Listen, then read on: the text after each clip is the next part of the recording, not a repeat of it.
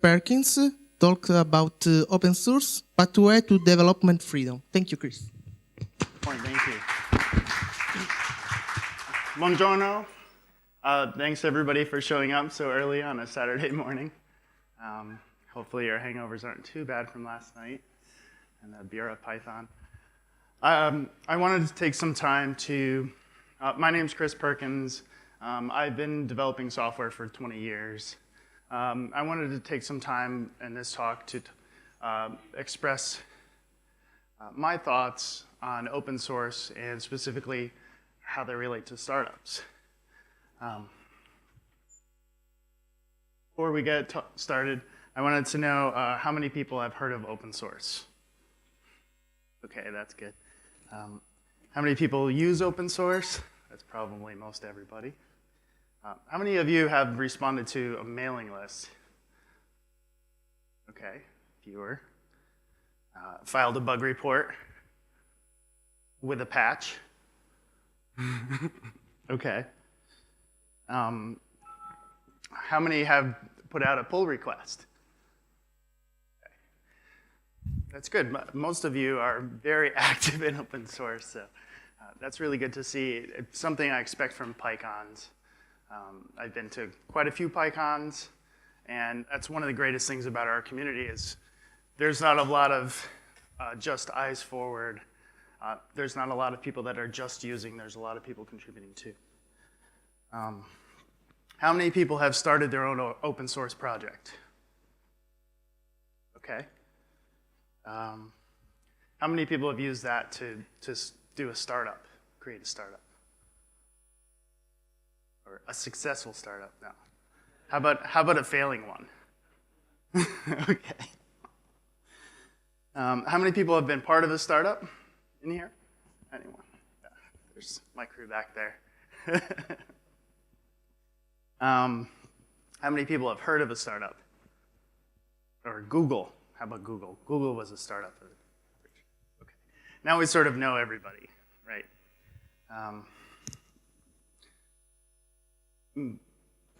I wanted to talk a little bit about myself. Most people know me as Perseus.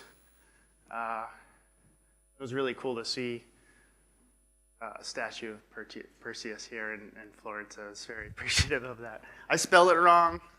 I can't spell very well. That's okay, though. So my first startup was in 1999. I was working for an AI company, and we were essentially developing what came to fruition as Siri about 10 years later. And I realized now that startups mostly are about timing more than anything else. You have to sort of be in the right place in the right time. We went to try to get funding 10 years ago for something that could respond to you asking it a question. So I actually had a version of our software hooked up to this Dragon speech-to-text program hooked up to Winamp. Does anybody remember Winamp? Okay, one person. And you could say, play me Michael Jackson, and Thriller would come on. And I thought this was pretty novel, but the people that wanted to invest money couldn't see it. They were like, what are you going to do with this? So what, it can play music. After that, I spent a little bit of time kind of working in the cubicle farms. Everybody has bills to pay, right? But someone brought me to open source. And actually, my first real experience was at PyCon in the US. And it was probably about the same size as this conference is now, maybe even just a tad smaller, which is sort of amazing to see how it's grown over time.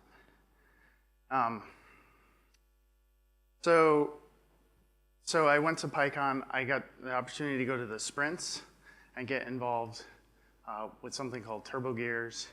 And that sort of set the stage for the rest of my career as an open source person and as ultimately being part of a startup.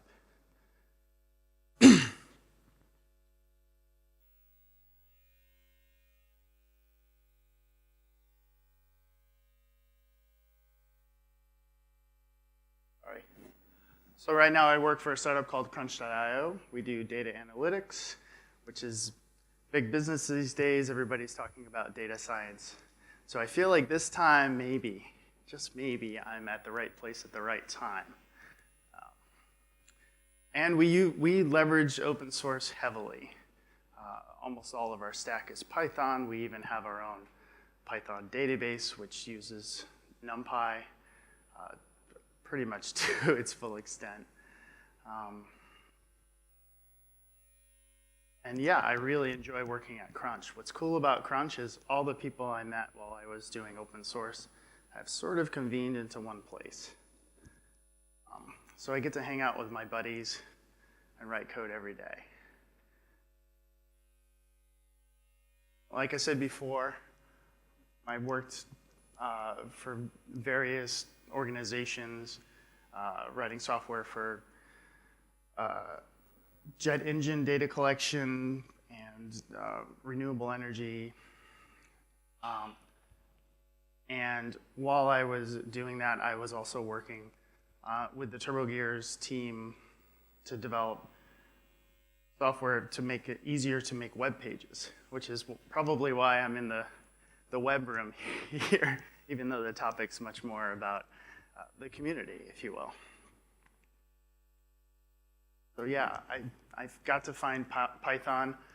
When I first started doing Python, my boss asked me if I could basically rewrite everything I had done in PHP and Python.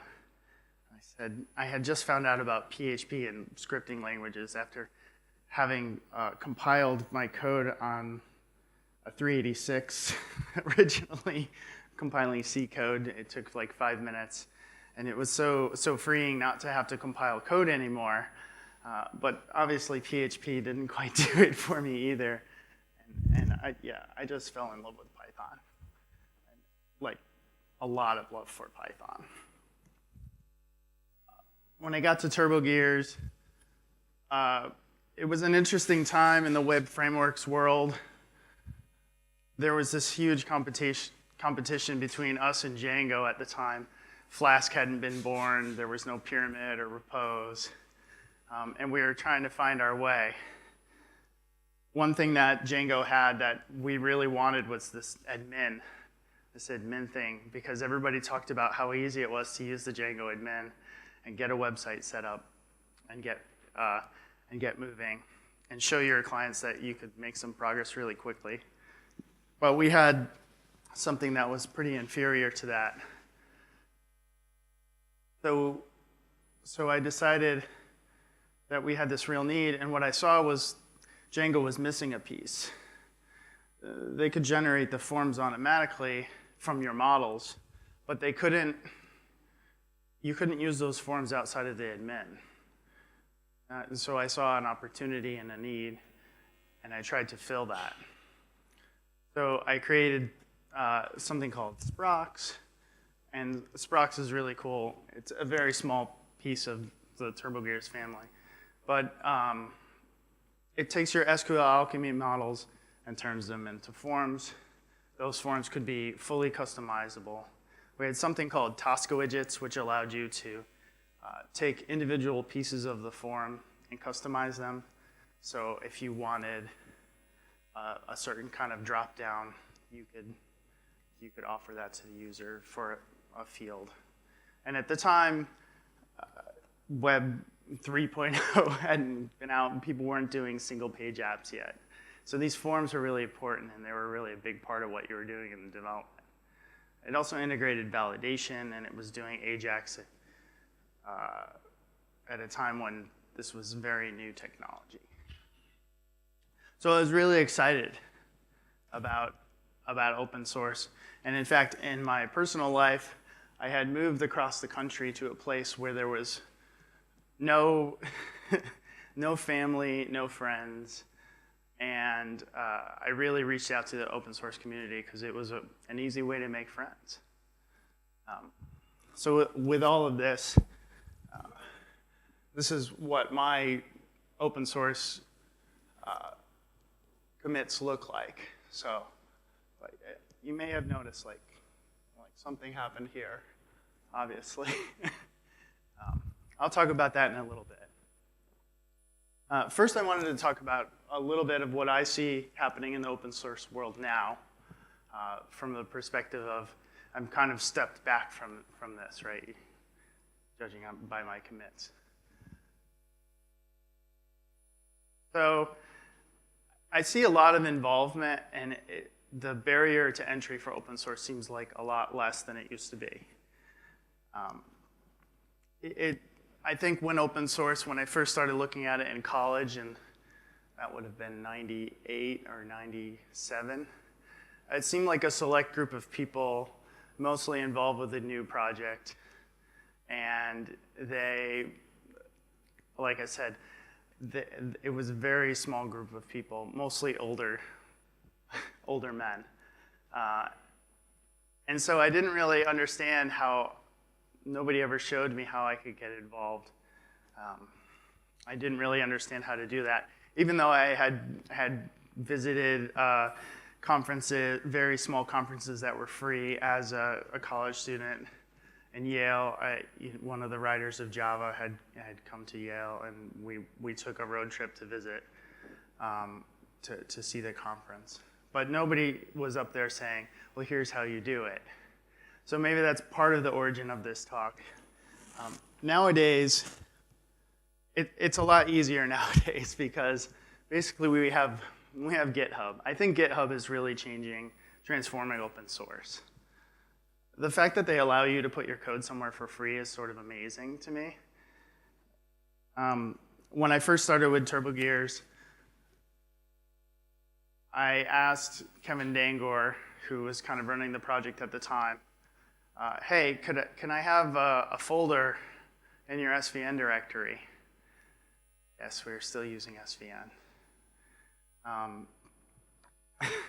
And he said, no, you can't have that. He didn't want to give me commit rights because I hadn't really proven myself.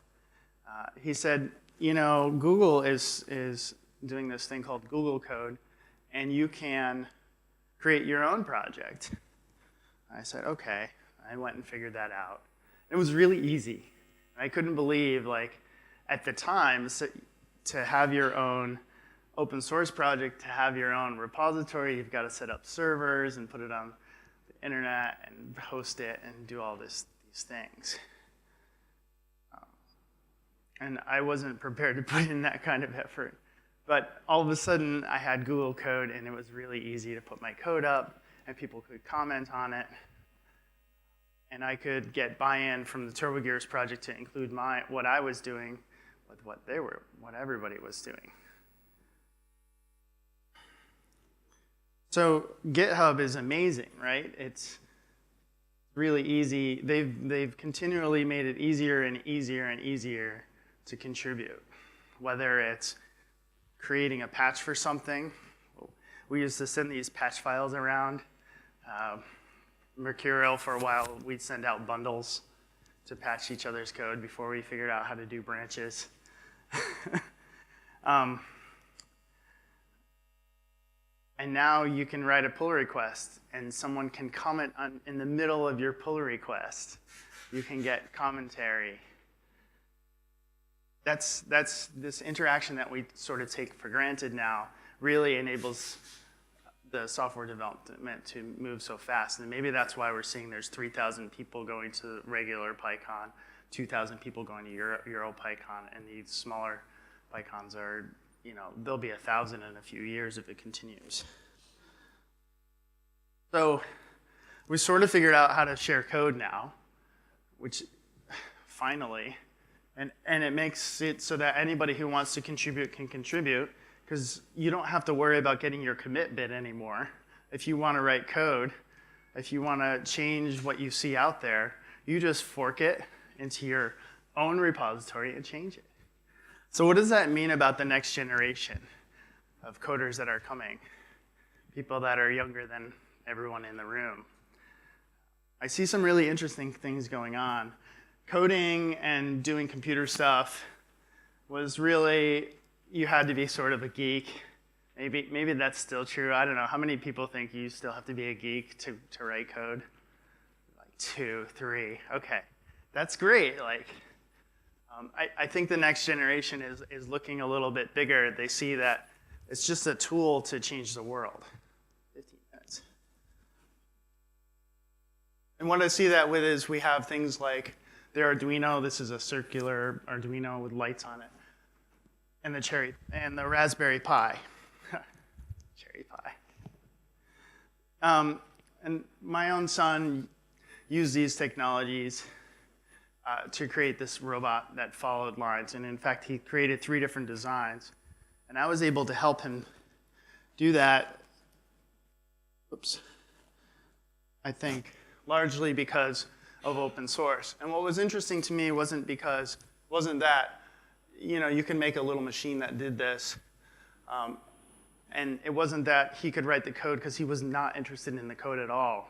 But I was able to write the code for this in a couple of hours, whereas 10 years ago I would have spent 6 months. So giving him this experience of having this thing drive around our living room was really good for him. And we see all of this stuff going on where people are making stuff. So I really feel like this maker movement that's going on, a lot of that started with open source. And it goes all the way back to even how Apple started, which was hobby movement, building electronics inside a wooden box, essentially. So again, I got involved because I moved to this beautiful place, Colorado, in the middle of the country, away from everything I had known for my entire life. But I think the easiest barrier, or the easiest way to get into open source now is to get involved with meetups. If you can get into a monthly meeting where you have something regular, that's great. There's often social events. We did an Uncon where you basically have a board with a bunch of sticky notes on it, and the conference happens when you get there. Those are really fun. We ran tutorials for a while. We had sprints. PyCon is obviously a great place to get involved. And I think the sprints are really not to be underestimated. I think they're the best place to get involved. They're the best place to learn about software. But, you can get involved in somebody else's project, and you can see what's out there in the field, and maybe someone just isn't doing what you want to do. That's okay, too. You can start your own project.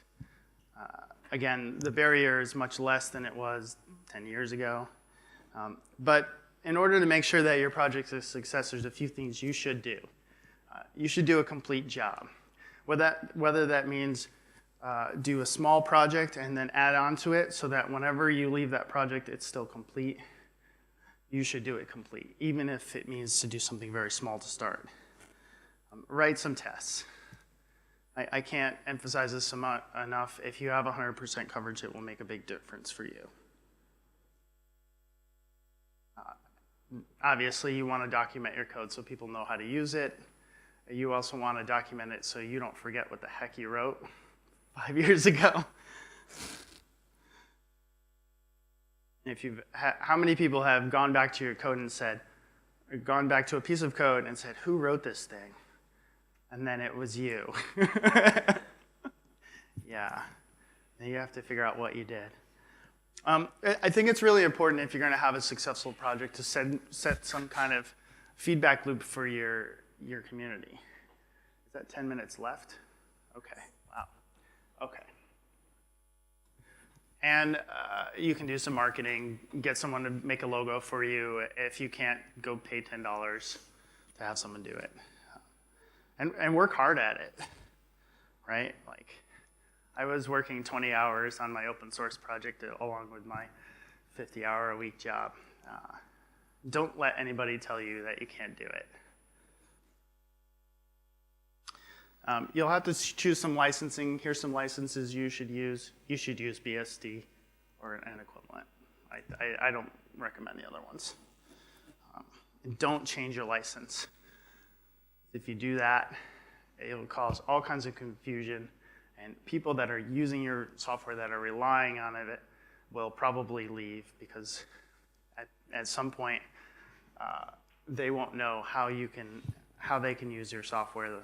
It just creates massive confusion. I saw this with EXTJS, and ultimately, probably how many people know about EXTJS? How about jQuery? Yeah, so that's what happened there. What's that? What happened? They went from an LGPL license to a split commercial GPL. So you had to either pay for it or you had to give up your own software in order to incorporate theirs into yours. Which, if you're distributing your software through the web via a web page, you are distributing their software within yours. So, and jQuery, much more open license, right? No problems there. So people didn't leave. So the reason that software even has licenses is because it's about people. You need to tell people how they're allowed to use their project. So I've been talking about how you do sort of a complete open source project and make it successful. And I talked about this earlier in the talk. My contribution sort of, I would say it ended in at the end of 2010. And that's because, life. Shit happens, right? There are some outliers. Some people can do it. I don't know. Mike Bayer is kind of amazing. But there's life after that. You can still use your open source software. You can evolve it into something else. I see a few ways to go with this. You can take the philanthropic approach and work for a company that makes open source software. I think the best way to do this is to be independently wealthy, because these organizations don't pay you a lot. Well, somebody gets it. You can go back to the grind. That's a great solution if you have kids. You can become a consultant. Consulting is sort of hit or miss, I think. It's feast or famine. So that's challenging for most of us. We need some kind of paycheck. If you're really good at saving your money when times are great, you probably still can't find enough people to do all the work that you find. And when times are bad, there's no work and you have to lay people off, and it really sucks. I sort of like finding somebody else to fund the project. And so startups for me are this really nice intersection between writing free software and using that software to make something interesting. So you can't underestimate the value of the relationships you make while you're doing open source, because that's what makes this intersection possible. It allows you to gain experience. Writing software is, again, about people, and learning how to interact with those people in this domain is really valuable. And so when you join a startup, you already know how to make a commit. You already know how to evaluate a pull request. So you get this really great experience, and you know how to work remotely, because most of us can't get together all the time to write software. You're writing a little bit here and a little bit there because you really have to feed yourself. 5 minutes? Okay. So here's one of the things going on with startups now. It's become very mainstream, right? There's sitcoms about it. I feel like everybody figured out that there was this thing called a startup when the dot-com bubble burst in 2001. And now everybody seems to know what it means to be a startup. And if you've watched some of these shows, some of them are spot on. And there's a lot going on. Large companies are using it. Tesla puts out their plans for for their Gigafactory is open source. Google's been doing Summer of Code forever. But I think there's problems with writing software. I think patents are a big problem. 20 years is way too long for anything that we develop. And there's some interesting things going on with incubators. So there's these places where they get a whole bunch of different startups together, and there's some funding involved, and they give you a place to work. There's these really cool interactions between different startups, which you wouldn't get unless you had them all collected in one place. But I think it makes for some really strange bedfellows. It's something about providing somebody a roof over their head while you're paying them some money sort of puts them in a place where they really can't leave. You know, there are means to an end. You need this.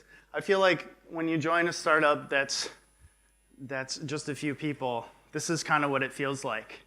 You're in this like little plane that's a little kind of rickety, and the runway, there's a giant cliff at the end of the runway. And while the cliff doesn't really matter because you're just taking off, it feels very different. So when you get venture capital, the runway kind of becomes this. You get a much bigger plane, the expectations are way higher. But like the runway is not intimidating anymore.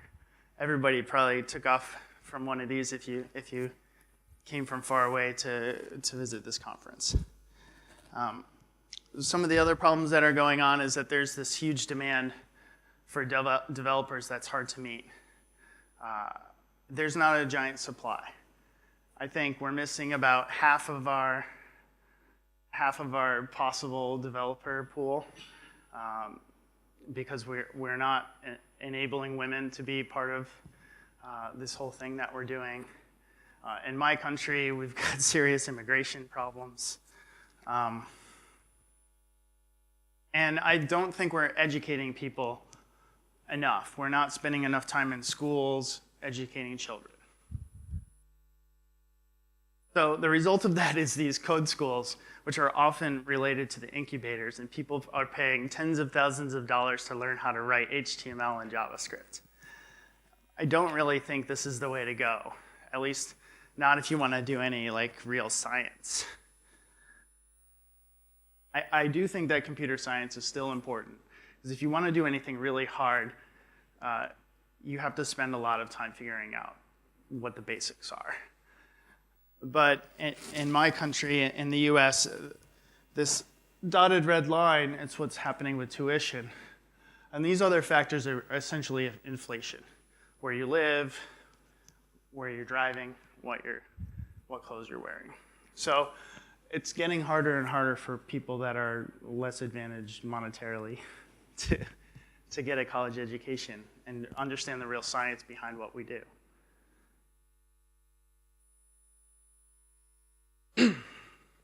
Freedom is a really important part of this talk. Freedom means something different to everybody. For me, this was not freedom. But this is what freedom looks like to me, and these are actual locations of where I've written code. And yes, that is a brewery in Colorado, and yes, my boss is in the room. It's a Friday afternoon.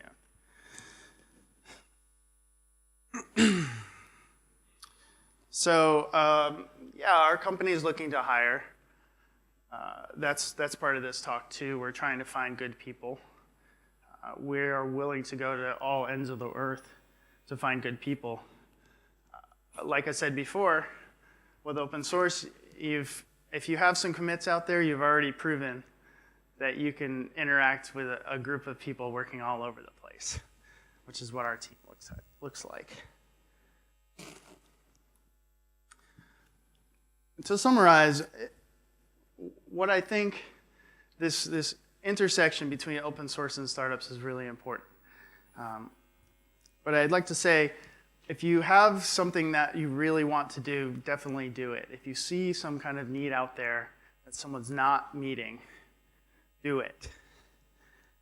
But do a complete job.